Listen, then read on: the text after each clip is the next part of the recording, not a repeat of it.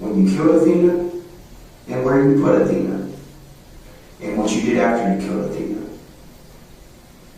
That's what happened.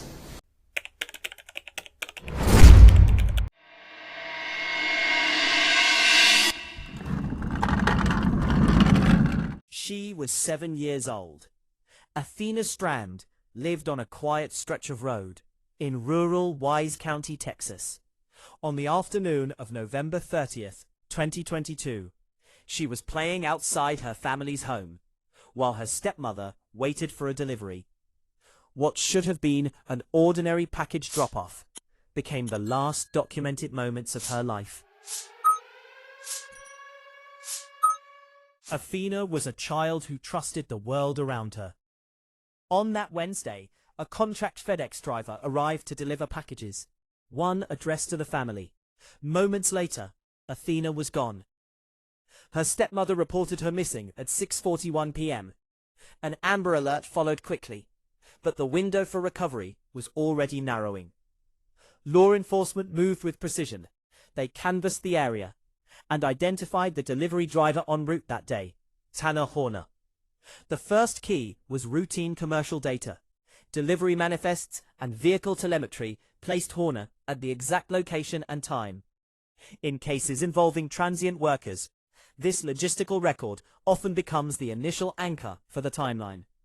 Investigators secured interior camera footage from the specific van Horner operated during the delivery. The system captured both video and audio of critical moments.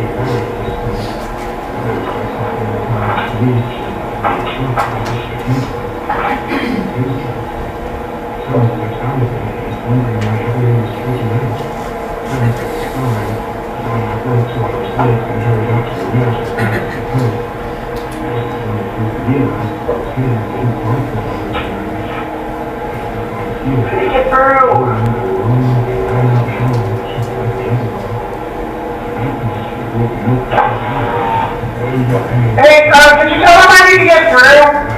There's like people in a vehicle in the way. Huh? No, like that's the only way out. I have more packages to deliver. That's the only way out. There's like more packages I need to deliver. You can pull up and try to ask them to get through, but there's been a kidnapping. So it's all blocked off. So you'll have to just pull up and ask them if they'll let you through, but there's been a 7-year-old taken. Are you serious? That's what all this is for. It's wondering what all this is about. Are you serious?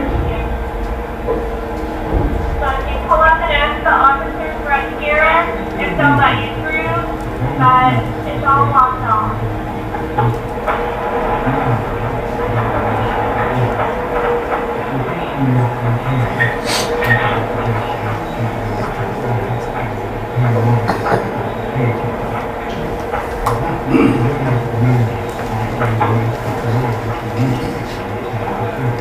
people keep getting in the way, man.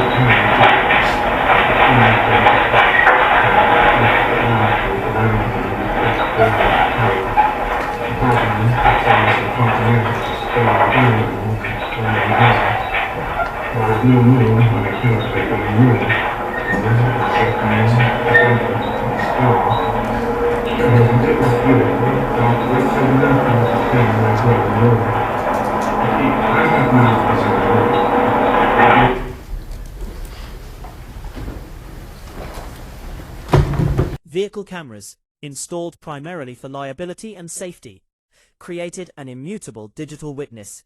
This footage directly contradicted early verbal accounts and established physical proximity between Horner and Athena immediately after the package drop-off. Horner was questioned. His statements evolved over the course of 2 days. He initially described an accidental collision with the van, claiming Athena survived the impact and identified herself. He later admitted to placing her inside the vehicle. Inconsistent narratives under pressure are common, but here the evolving timeline clashed with fixed digital evidence. Each shift narrowed the investigative focus and highlighted the value of recording every interview. On December 2nd, Horner directed Texas Rangers to a location near a bridge approximately 9 to 10 miles from the Strand home. Athena's body was recovered from shallow water in the Trinity River area. The autopsy, performed by the Dallas County Chief Medical Examiner, documented blunt force injuries combined with smothering and strangulation. The child had sustained trauma across much of her body. The medical findings established not only the cause of death, but also the prolonged nature of the assault, providing a forensic baseline against which all suspect statements could be measured. Forensic biology added another layer. DNA analysis from the Texas DPS laboratory revealed male DNA on swabs from Athena's body. YSTR testing, used to isolate male contributors in mixtures dominated by female DNA, could not exclude Horner. Semen was detected on Athena's sweatshirt and on multiple items of Horner's clothing recovered from his property. Blood was found on Athena's fingernail clippings and on Horner's garments. Low-level or mixed DNA samples require specialized techniques and time. The multi-year processing timeline in this case underscores both the power of modern forensic tools and the systemic reality of laboratory backlogs when results must withstand courtroom scrutiny. Cell phone forensics revealed targeted searches in the hours and days following the disappearance.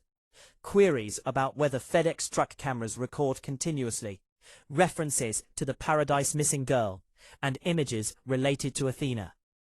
Post-incident digital behavior often reveals consciousness of guilt. Browser history and cache data become powerful corroborative evidence when aligned with the physical and biological record. This case matters because it illustrates how everyday systems, commercial delivery logistics, vehicle recording devices, and interagency cooperation between local law enforcement, Texas Rangers, FedEx, and federal digital examiners can compress the traditional suspect window. Routine sensors captured what once might have remained unseen. Rapid access to van camera data bypassed days of traditional canvassing. Yet the DNA processing delay highlights persistent gaps, resource limitations in state laboratories, and the rigorous validation required for biological evidence. On April 7, 2026, as jury selection concluded and testimony was about to begin in Tarrant County, Tanner Horner entered a guilty plea to capital murder and aggravated kidnapping. The proceedings moved directly to the punishment phase, where a jury now weighs whether he should receive the death penalty or life without parole. 817 449 7991. Tell me my phone number. It's just something I do, free number, in case I don't get hold of you later on or something else, I get your phone number. So let me ask you something. Let's start off with what we've already talked about, okay, on when you got the little girl. You went to that residence to deliver a package? Okay, and then what happened?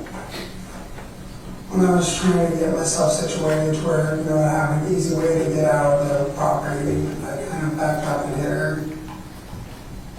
Okay, and then what happened?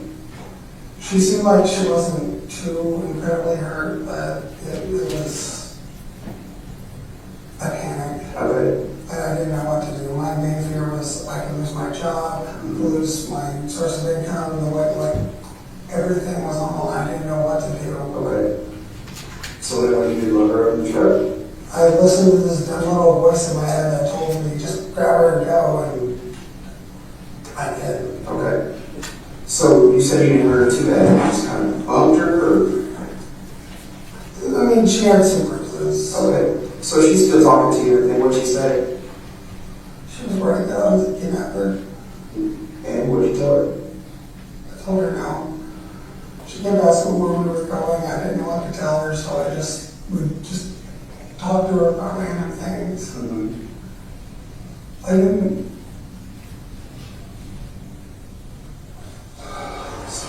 It's okay. So you didn't what? She was a sweet kid. Mm-hmm. Okay, so you were in fear of, hey, I'm going to get in trouble for hitting her with my truck. That was your biggest fear. Okay, then what happened? I was driving around for a bit just trying to figure out what I was going to do about the situation. Mm-hmm. And what'd she do? Asking questions, we're just talking at this point. Yeah, is she sitting down? Is she standing up? Is she in the passenger seat? Where's she at? She's standing up, she's in the back. Okay. What's she asking? Just random things. Like, I just had her talking. Mm-hmm. It was, I don't know. And then where'd you go?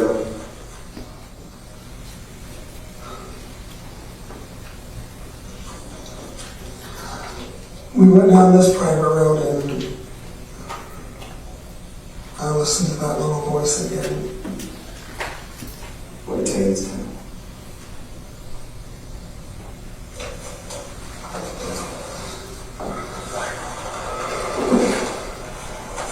Remember what it told you?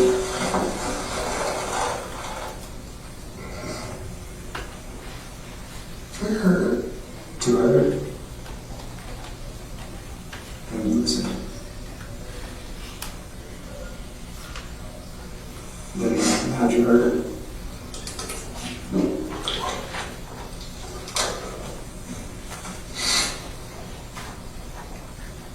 It's okay. It's alright. It's alright. How'd you heard it? No, it's not alright. Well, no, it's alright to tell me. It's okay to tell me. You gotta get it off your chest. How'd you hear it?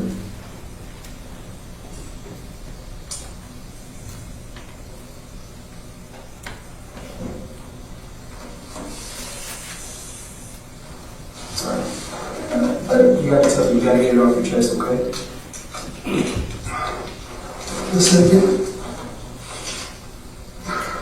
Okay. If you don't want to talk about how you heard her in detail, just I share it. heard it.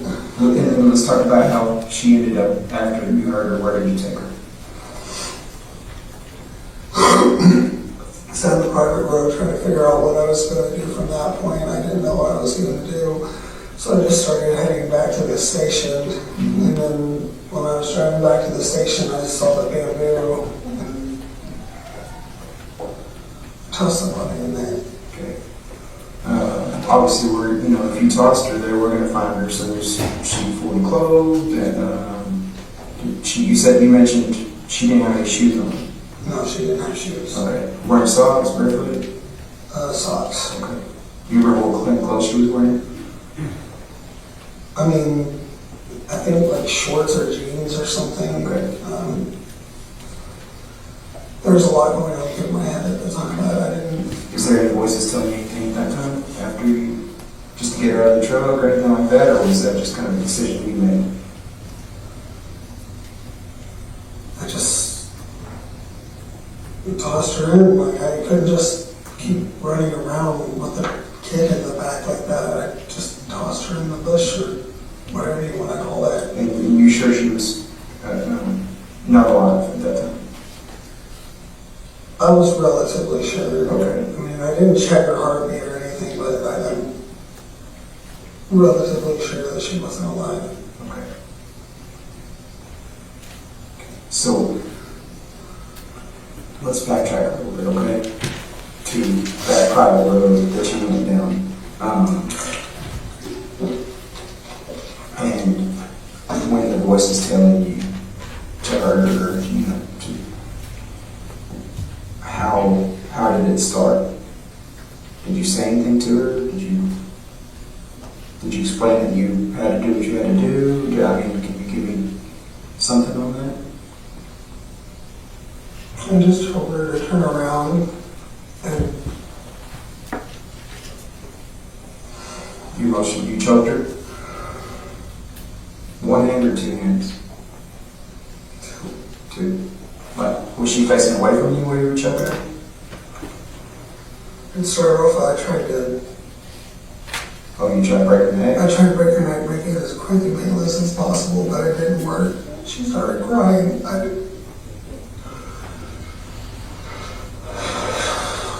So I'm trying to calm down. I'm trying to calm down. It's all right. Hey, listen to what I tell you earlier, right? A lot of times we're too fixated on what, right? On what happened. So now we know a little bit of what happened, right? We know that you hit her, bumped her with the truck. You got scared, right? She might tell him. So you got her in the truck. When you got her in the truck, let's talk about that. Did you just pick her up in the truck, or did you ask her to get in? I asked her to get in. Okay. So she listened to you, got in the truck, and then you drive from your route immediately, start kind of headed back to the station, right? No. After that, that's when we went down the private road because I was trying to figure out what I was going to do. Okay. What do you think the time frame was from there? Like, I don't know. not very long, like 5-10 minutes, 30 minutes? I wouldn't know how to. Okay. But don't worry, we're not going to get Unless I'm like sitting there looking at the time, I have no idea how much time has passed. Okay, so. I don't even know how long it's been since you guys stopped me after that delivery. Yeah, okay, so your perception of time is not too good. So you get in the truck, she's standing up talking to you. You are driving down the private road, and that's when the voice tells you, hey, you need to hurry her, we need to get rid of her, right? Am I right? Correct me if I'm missing something. And then you ask her to face away from you, and you try to break her neck at first, but she started crying. When you see her try to break her neck, did you like try to spin it? How did you do that? Try to spin it. Like spin like one hand on the chin, one hand on top of the head, hand on the side of the head, or how? Like, Okay, and that didn't work? sir. Okay. But she was facing away from you when you did that? Sir. Okay, so then... I didn't want her to see it coming. I didn't. Okay. So then... I couldn't take it if she was sitting there in pain. I wanted to do it as quick as possible, and it didn't work. And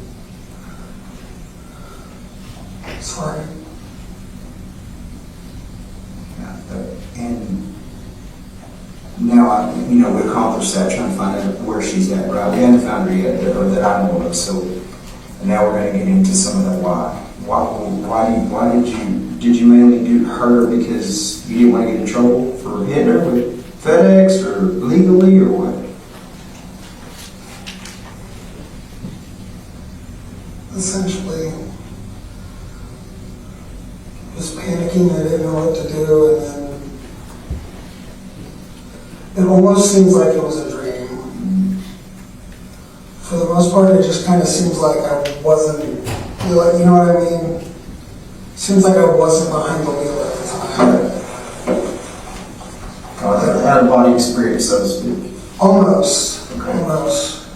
Like, stuff like that's happened my entire life, where like I'll have these like out of body experiences. Most of them I'm like getting in a fight with someone or something like that. But sometimes I'll kind of like phase out and not know what's going on. Other times I'll just kind of be in the back seat almost. When you were talking to her, did she tell you her name? Yeah. What's her name? Athena. Okay. Did she tell you her full name, or did she just know her first name? Did she tell you her last name or anything? No, she didn't tell me her last name. So she just told you her name was Athena? Right. Which I actually thought that was pretty cool because, you know, I like mythology and stuff like that. Yep. So let's go back to, I know you don't want to, you have a hard time, rightfully so, kind of recalling a little bit, and I'm going to go back and touch on it a little bit. And you try to break her neck, she starts crying. When you start choking her, facing away from you, like you stated earlier, how long did it take her to essentially pass out or stop crying? Was it long, or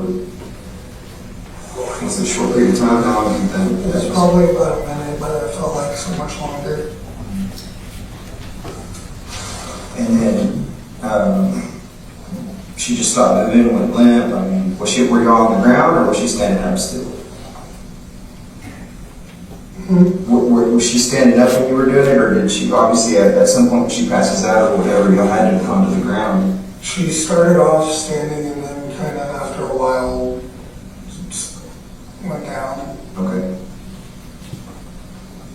And then did she move at all after that? No, sir.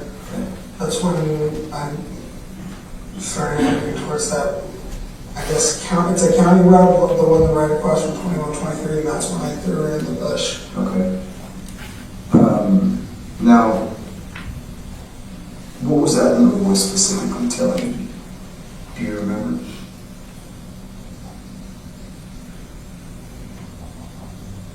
That we needed to stop her from pretty much telling anybody. Okay. So that was the main concern. That's the whole reason why. Everything was at risk. My job, my family, everything. And I didn't.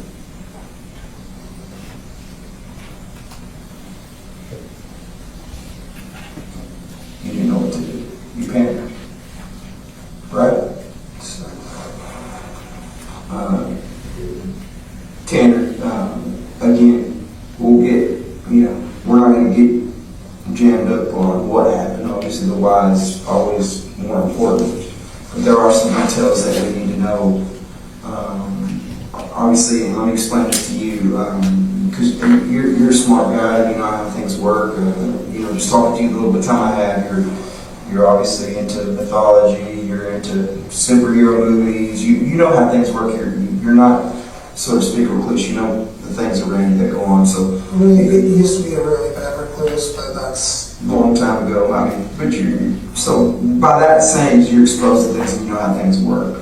So obviously, when we work these type of investigations, right, a medical examiner's body looks at the body, right, to determine how this person passed away. So we're going to know some of the what, right? We're going to be able to essentially corroborate what you're telling us now, right? So is there anything else we're going to know? Because I don't want you to lie to me now. So I'm going to shoot you straight, just like I want you to shoot me straight, all right? Put yourself in my boots, so don't lie to me, because you know how it is. Do you like being lied to? no, sir. Okay. So I think I know what you're about to ask, and no, I didn't.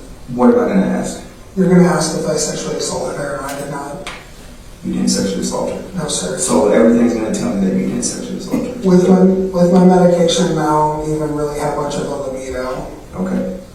Like my fiance will even tell you that it kind of pisses her off most of the time. Okay. So whenever the doctors or whatever examine her body, they're going to tell me that she wasn't sexually assaulted. Yes, sir. Okay.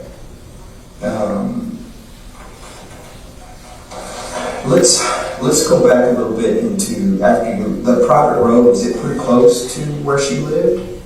Relatively, it's like, okay, so Hang on, let's go right here. We got a board. A guilty plea does not erase the investigative record. It shifts the focus to accountability and the broader question of how society evaluates calculated acts against the most vulnerable. Athena Strand's case is now documented in the public record through vehicle footage, biological transfers, digital artifacts, and medical testimony. The evidence chain is extensive and layered. As investigators, we file this not for closure, but for examination. In an era where sensors document nearly every commercial movement, how do we ensure the systems designed for efficiency also serve as safeguards for those who cannot protect themselves? The truth in this file rests entirely on the evidence.